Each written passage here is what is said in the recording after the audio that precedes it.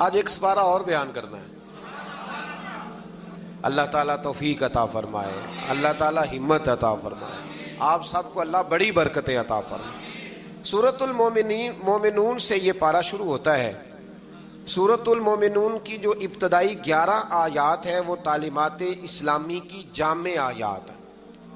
ان میں فلاح یافتہ جو کامیاب ہونے والے ایماندار ہیں ان کی صفتیں بیان کی گئیں.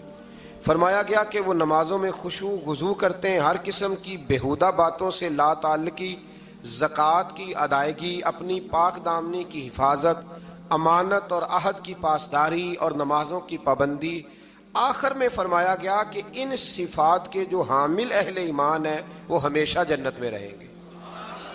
آیت نمبر 13 سے انسانی تخلیق کے مدارج کو بیان کیا گیا. پہلے نطفہ, پھر اس کے بعد جمع ہوا خون, پھر گوشت کا لوتھڑا, پھر گوشت اور ہڈیوں پر مشتمل جسم کی تشکیل. اس کے بعد فرمایا یہی خالق و مالک موت کے بعد آخرت میں دوبارہ زندہ کر دے گا. جو ماں کے پیٹ میں صورتیں بناتا ہے نا, قبر سے بھی دوبارہ زندہ کر لے گا. پھر آیت نمبر 27 سے ایک بار پھر حضرت نوح علیہ السلام کے کشتی بنانے کا ذکر ہے. آیت نمبر 33 سے بیان ہوا کہ ہود کی قوم کے کفار, منکرین آخرت اور خوشحال لوگوں نے نبی پر طنز کرتے ہوئے کہا کہ یہ تو ہم جیسے بشر ہیں. اللہ تعالیٰ نے پھر ان کی ہلاکت کا بیان فرمایا, اور پھر اللہ تعالیٰ نے حضرت موسیٰ اور ہارون کی بعثت کا بھی ذکر کیا, اور قوم موسیٰ کی سرکشی جو پچھلے پاروں میں گزر گئی اس کا بھی یہاں اللہ نے دوبارہ ذکر فرمایا. آیت نمبر 52 سے دین اسلام کے ایک ہی دین ہونے, فرقہ بازوں کا اسلام کی وحدت کو پارا پارا کرنے, اور ان کے جو امیر لوگ ہیں ان کے خوش فہمی میں مبتلا ہونے کا بیان بھی فرمایا گیا. جب انسان الف اللہ سے جڑتا ہے زندگی بدل جاتی ہے. آپ دیکھ رہے ہیں الف اللہ اور انسان, پیر اجمل رضا قدری کے بیانات کے ساتھ. آیت نمبر 56 سے فرمایا کہ وہ اہل ایمان جن کے دلوں میں خشیت الہی ہے, جو شرک نہیں کرتے, جو اللہ کی راہ میں عاجزی کے ساتھ خرچ کرتے, اور جنہیں قیامت پر ایمان ہے, وہی لوگ نیکیوں میں جلدی کرتے ہیں اور سبقت کرتے ہیں. آیت نمبر 64 میں کفار کی پکڑ اور اس پر ان کے چلانے کا بیان ہے. اس کا سبب یہ ہے کہ یہ اللہ تعالیٰ کی آیات سے روح گردانی کرتے, تکبر اختیار کر کے قرآن کو افسانہ کہہ کے بکواس کرتے تھے. آیت نمبر 78 سے اللہ تعالیٰ کی نعمتوں کا ذکر ہے کہ اس نے انسان کو سننے کے لیے کان, دیکھنے کے لیے آنکھیں, سمجھنے کے لیے دل عطا کیا. گردش لیل و نہار, زندگی اور موت اسی کے قبضہ و قدرت میں. آیت نمبر 85 سے اللہ تعالیٰ نے استفہامی انداز میں بیان کیا کہ اگر ان منکرین آخرت سے پوچھا جائے کہ زمین اور ان کے خزانوں کا مالک کون ہے, 7 آسمانوں عرش عظیم کا مالک اللہ. ہر چیز کی بادشاہت کس کے قبضے میں ہے؟ اللہ کے. جس کے مقابل کوئی نہیں وہ کون ہے؟ اللہ. تو ہر سوال کے جواب میں کہیں گے اللہ. تو پھر آپ ان سے پوچھئے کہ کیا تم سحر زدہ ہو, تم پر جادو ہو گیا؟ پھر اس مالک و ملک پر ایمان کیوں نہیں لاتے, اس کے احکام کو تسلیم کیوں نہیں کرتے؟ آیت نمبر 91 سے بیان ہوا کہ اللہ کی کوئی اولاد نہیں, اس کے سوا کوئی عبادت کا مستحق نہیں ہے. اگر ایسا ہوتا کہ ایک سے زیادہ خدا ہوتے تو ہر ایک اپنے لشکروں کو لے کر دوسرے پر غلبہ پانے کی کوشش کرتا. حالانکہ اللہ وحدہ لا شریک کے اقتدار کو چیلنج کرنے والا کوئی نہیں. اللہ اکبر. سورت کے آخر میں بیان فرمایا کہ انسان کو بے مقصد پیدا نہیں کیا اور اللہ کی بارگاہ میں آخری جواب دہی کے لیے لوٹ کر جانا ہے. آیت نمبر 96 میں برائی کو اچھائی سے دفع کرنے کا بیان ہے. اس کے بعد اپنے حبیب مکرم صلی اللہ علیہ وسلم کے ذریعے اللہ تعالیٰ کے بندوں کو ہر قسم کے شیطان کے شر سے پناہ دینے کا طریقہ تعلیم فرمایا. آیت نمبر 99 سے کفار کی موت کے وقت کی ندامت اور ان کے دنیا میں واپس جا کر نیک عمل کرنے جیسی ناممکنہ باتوں کی تمنا کرنے کا بیان بھی ہے. آیت نمبر 101 سے قیامت کے دن تمام رشتوں کے ختم ہونے اور اعمال کے سبب نجات ہونے کا ذکر ہے.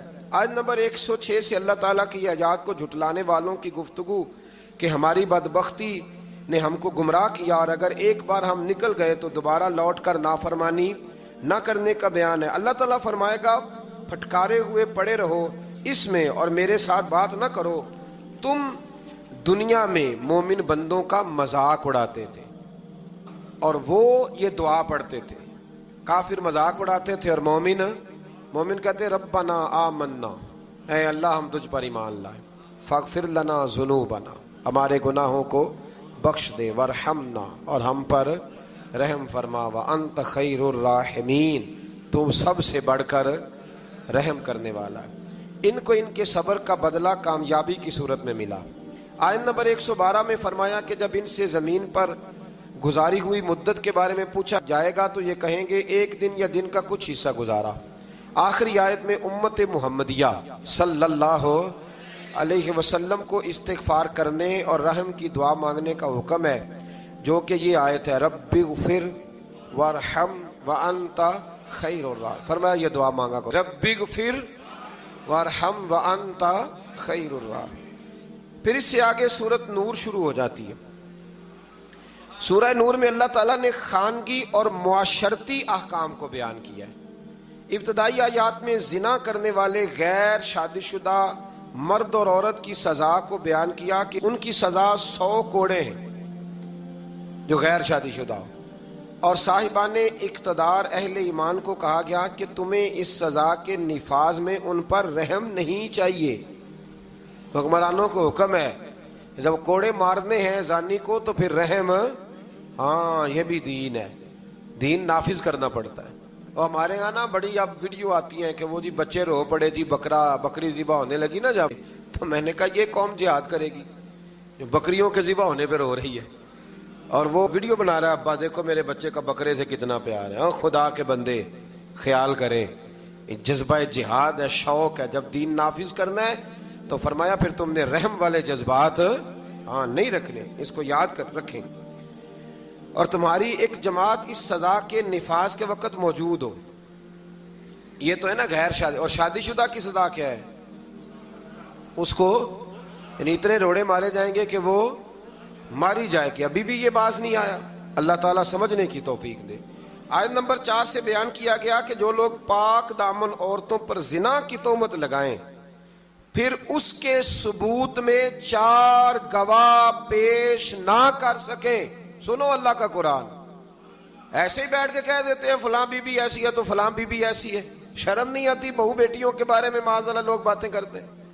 غور کریں قرآن کیا کہتا ہے. فرمایا جو لوگ پاک دامن عورتوں پر زنا کی تہمت لگائیں پھر اس کے ثبوت میں 4 گواہ پیش نہ کر سکیں تو تم ان کو 80 کوڑے مارو، ان کو 80 کوڑے مارو اور ان کی شہادت کو بھی قبول نہ کرو. اور یہی لوگ فاسق ہیں، اعلانیہ نافرمان ہے اللہ، سوائے ان لوگوں کے جو اس کے بعد اللہ تعالیٰ سے توبہ کریں اور اپنی اصلاح بھی کر لیں. یہ قرآن نے کہا توبہ بھی کریں. اور یہاں تو بھائی کوئی پتہ ہی نہیں چلتا، جس کے بارے میں مرضی لوگ معاذ اللہ بری بات کہنی شروع کر دیتے ہیں. آیت نمبر 6 میں یہ ضابطہ بیان فرمایا گیا کہ اگر کوئی شخص اپنی بیوی کو زنا کی تہمت لگائے اور اس کے ثبوت میں 4 گواہ پیش نہ کر سکے اور اس کی بیوی اس تہمت کا انکار کرے تو فریقین ایک دوسرے پر لیان کریں. شوہر 4 مرتبہ اللہ کی قسم کھا کے یہ کہے کہ بے شک وہ ضرور سچوں میں سے، اور 5ویں بار یہ کہے کہ اگر وہ جھوٹوں میں سے ہو تو اس پر اللہ کی لعنت. یہ اس کو کرنا پڑے گا. ایسے نہیں کسی پر معاذ اللہ لوگوں نے طلاق دینی ہوتی ہے تو الزام لگا کے نکال دیتے ہیں، ڈر نہیں آتا اللہ تعالیٰ سے.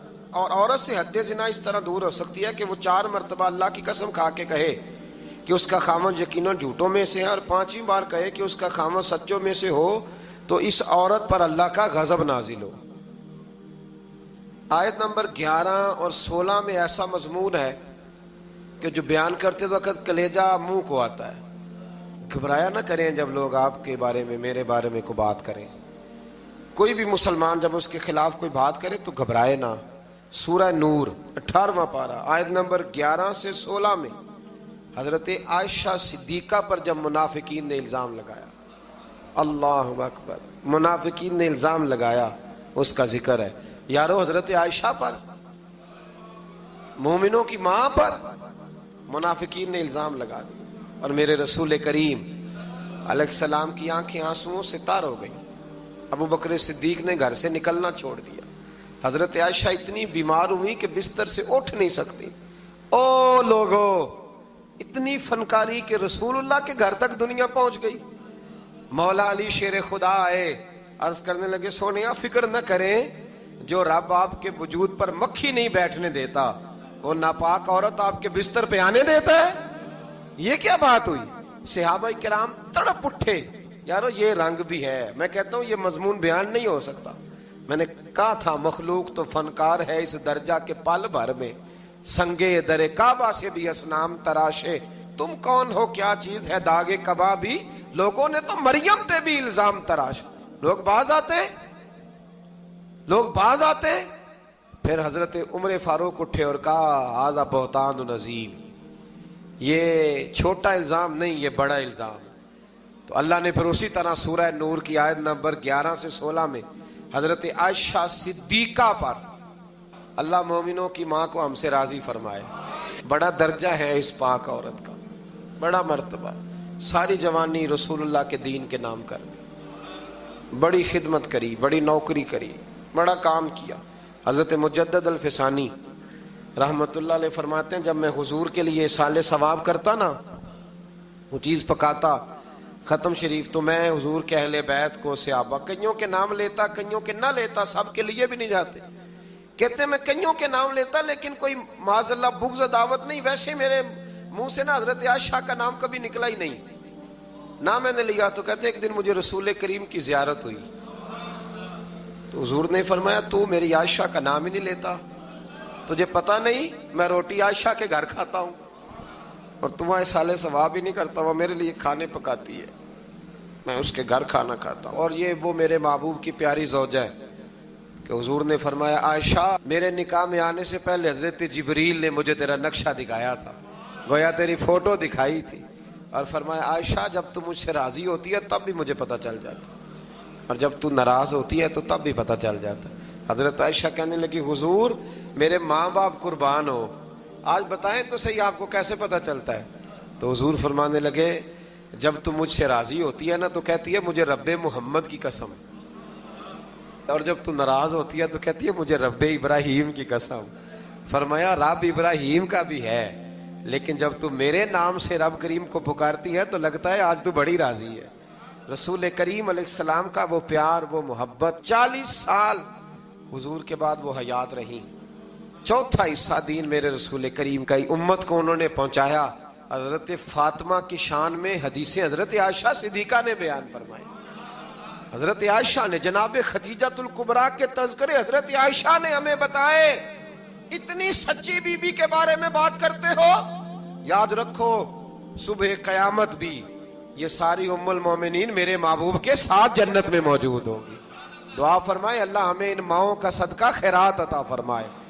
تو آیت نمبر 11 سے 16 میں حضرت عائشہ صدیقہ پر جو منافقین نے تہمت لگائی اس کی جانب اشارہ فرمایا، اور ان چیزوں کا سد باب کیا جو معاشرے کے بگاڑ کا باعث ہو سکتی ہیں۔ جن منافقین نے یہ تہمت لگائی تھی ان کا پردہ فاش کیا، جو مسلمان منافقین کے بجھائے ہوئے حسین جال میں پھنس گئے تھے ان پر عتاب فرمایا اور ان کو تنبیہ کی وہ آئندہ ہوشیار رہیں اور منافقین کے کہنے پر نہ آئے۔ منافق مسلمانوں کی عزت و ناموس کو برباد کرنے کے در پہ، اس لیے مسلمانوں کے لیے جائز نہیں کہ وہ سنی سنائی بات کو آگے بڑھا دیں، بلکہ مومن مردوں اور مومن عورتوں کو اپنوں کے متعلق، یہ اللہ فرماتا ہے، اپنوں کے متعلق نیک گمان کرنا چاہیے، اور اگر تہمت لگانے والے اس تہمت پر 4 گواہ نہ لائیں تو وہی اللہ کے نزدیک جھوٹے ہیں، اور اگر دنیا اور آخرت میں تم پر اللہ کا فضل اور اس کی رحمت نہ ہوتی تو تم نے جس تہمت کا چرچا کیا تھا اس کی وجہ سے تمہیں بہت بڑا عذاب پہنچتا۔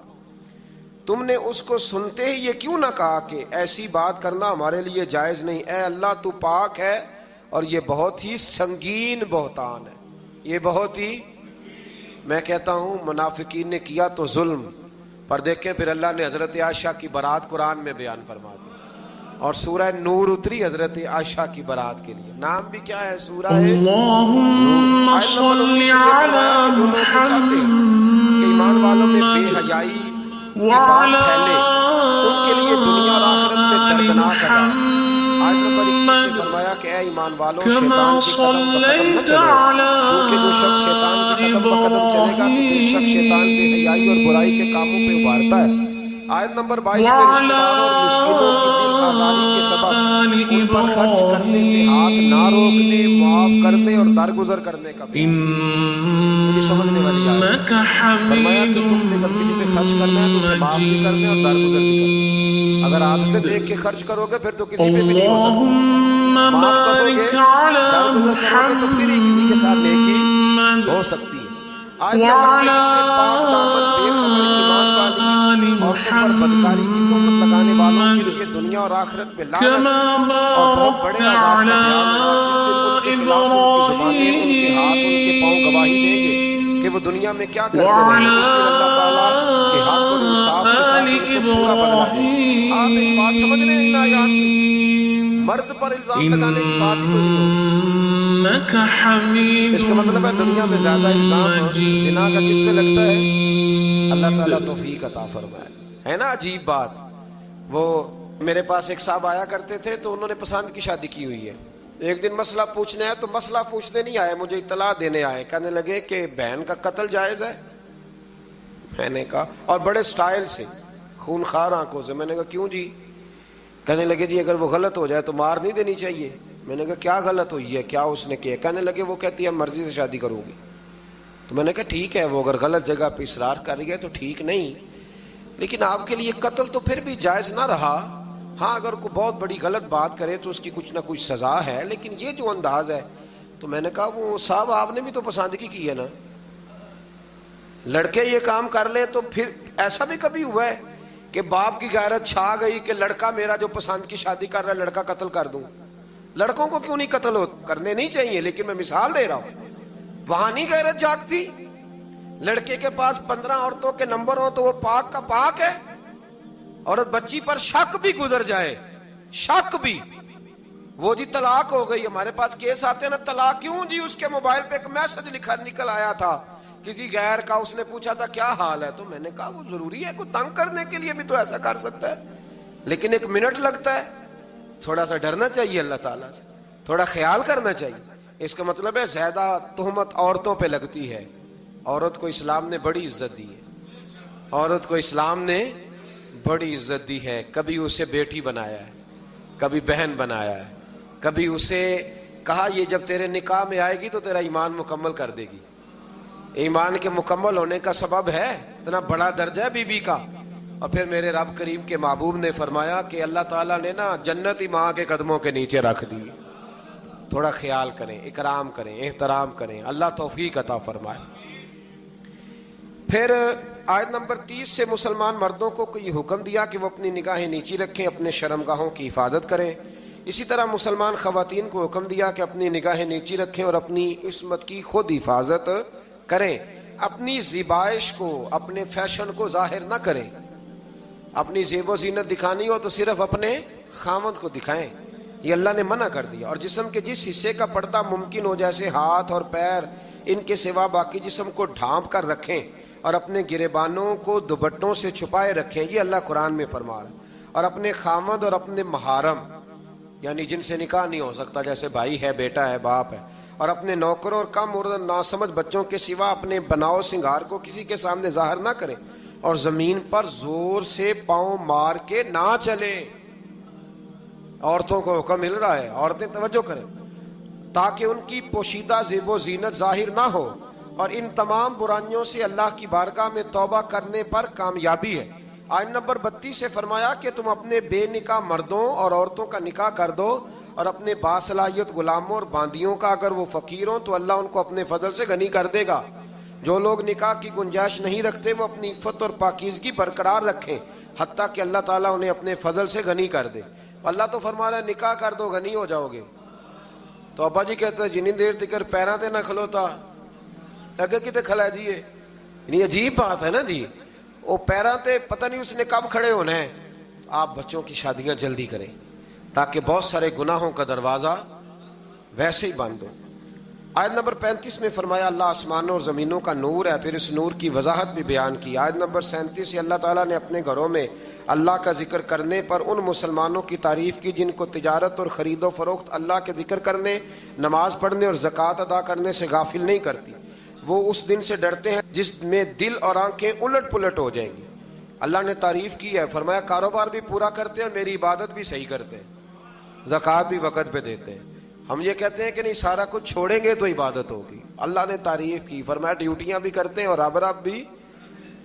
آیت نمبر 39 میں کافروں کے اعمال کی مثال کو اس طرح بیان کیا گیا کہ وہ زمین میں چمکتی ہوئی اس ریت کی طرح ہے جس کو پیاسا دور سے پانی گمان کرتا ہے۔ ریت دور سے دیکھے نا چمکتی تو کیا لگتی ہے، اسی طرح کافروں کے اعمال ہے، حتیٰ کہ وہ جب اس کے قریب پہنچتا ہے تو کچھ نہیں پاتا، اور وہ اللہ کو اپنے قریب پاتا ہے جو اس کا پورا حساب چکا دیتا ہے۔ ان کے اعمال کا گہرے سمندر کی تاریکیوں کی مثل ہے جن کو تہ در تہ موج ڈھانپے ہوئے ہے، اس کی بعض تاریکیاں بعض سے زیادہ ہیں، جب کوئی اپنا ہاتھ نکالے تو اس کو دیکھ نہ سکے، جس کے لیے اللہ نور نہ بنائے اس کے لیے کوئی نور نہیں ہے۔ آیت نمبر 51 پہ آتے ہیں، فرمایا جو لوگ اللہ اور اس کے رسول کی اطاعت کرتے ہیں اور اللہ سے ڈرتے ہیں اور اس کی نافرمانی سے بچتے رہتے ہیں تو وہی لوگ کامیاب ہونے والے ہیں۔ اس آیت کے بارے میں حضرت عمر فرمایا کرتے تھے یہ جوامع الکلم آیت ہے، اور ایک رومی جو نیا مسلمان ہوا تھا اپنے ایمان لانے کا سبب اسی آیت کا تمام کتب مقدسہ کی تعلیمات اور احکام کا جامع ہونا بیان فرمایا گیا۔ یہ ایک آیت کہ جو لوگ اللہ اور اس کے رسول کی اطاعت کرتے ہیں، اللہ سے ڈرتے ہیں اور نافرمانی سے بچتے ہیں، اللہ سے ڈرتے ہیں اور نافرمانی سے بچتے ہیں، یہ لوگ کامیاب ہیں۔ آیت نمبر 53 میں فرمایا کہ منافقین اللہ کی خوب پکی قسمیں کھا کے کہتے ہیں کہ وہ جہاد کے لیے ضرور نکلیں، بڑی پکی قسم کھاتے ہیں، ہم جہاد کے لیے ضرور جائیں گے۔ آپ کہیں گے کہ زیادہ قسمیں نہ کھاؤ، تمہاری اطاعت کی حقیقت ہمیں معلوم ہے، آپ کہہ دیں حبیب ان سے کہ نہ کھاؤ زیادہ قسمیں، ہمیں پتہ ہے تم نے کتنا جانا ہے۔ آیت نمبر 55 میں اہل ایمان کو یہ بشارت دی کہ اللہ تمہیں زمین میں ضرور خلافت عطا کرے گا اور ضرور بالضرور اس دین کو محکم اور مضبوط کر دے گا۔ تم نماز قائم کرو، زکوٰۃ ادا کرو اور اخلاص کے ساتھ رسول کریم علیہ السلام کی اطاعت پر ڈٹے رہو، اللہ تمہارے خوف اور پریشانی کو حالت امن اور سکون سے بدل دے گا۔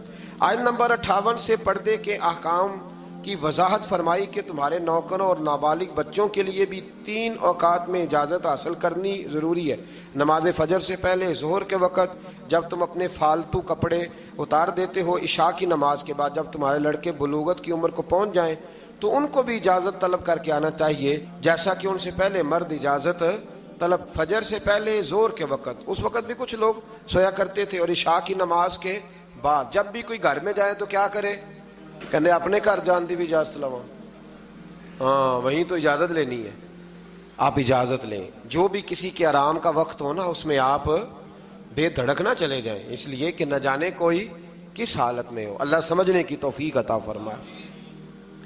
آیت نمبر 60 سے فرمایا جو بوڑھی عورتیں جو نکاح کی امید نہیں رکھتی ان پر اضافی پردہ اور حجاب کا اہتمام نہ کرنے میں کوئی گناہ نہیں، لیکن اگر وہ اس میں بھی احتیاط کرے تو ان کے لیے زیادہ افضل ہے۔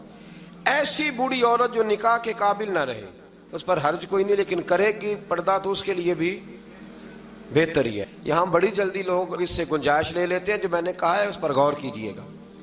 آیت نمبر 61 میں معذور لوگوں اور دیگر مسلمانوں کو اپنے والدین، رشتہ داروں اور دوستوں کے گھر سے کچھ کھا پی لینے کی اجازت دی گئی ہے، اس کے بعد اکیلے اور مل کر کھانے کی اجازت ہے، اور گھر داخل ہوتے وقت گھر والوں کو سلام کرنے کا بیان ہے۔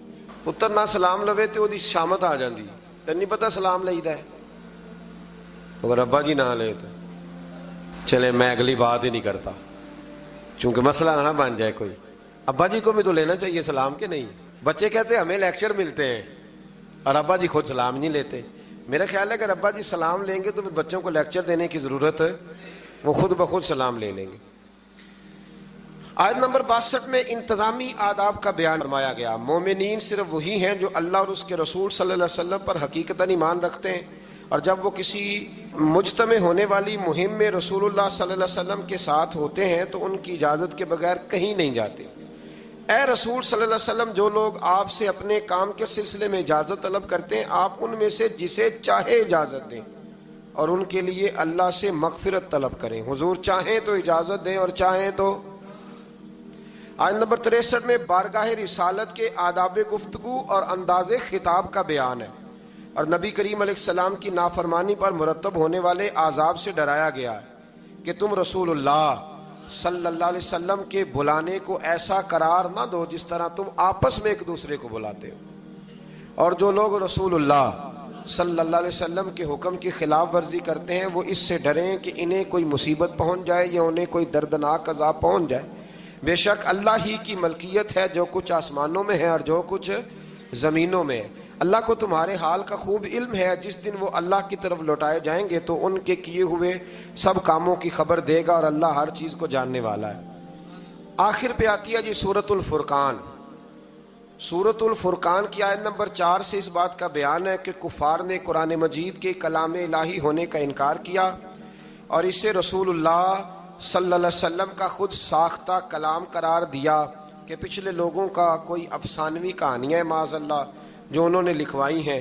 کفار مکہ کے اس اعتراض کا بھی ذکر ہے کہ یہ رسول کھانا کھاتے ہیں, بازاروں میں چلتے ہیں, ان کی تائید کے لیے کوئی فرشتہ کیوں نہ اتارا گیا, انہیں کوئی خزانہ اور باغات کیوں نہ عطا کیے گئے, اور انہوں نے اللہ اور اس کے رسول صلی اللہ علیہ وسلم کو سحر زدہ بھی کہا معاذ اللہ, اور قیامت کے دن کو بھی جھٹلایا.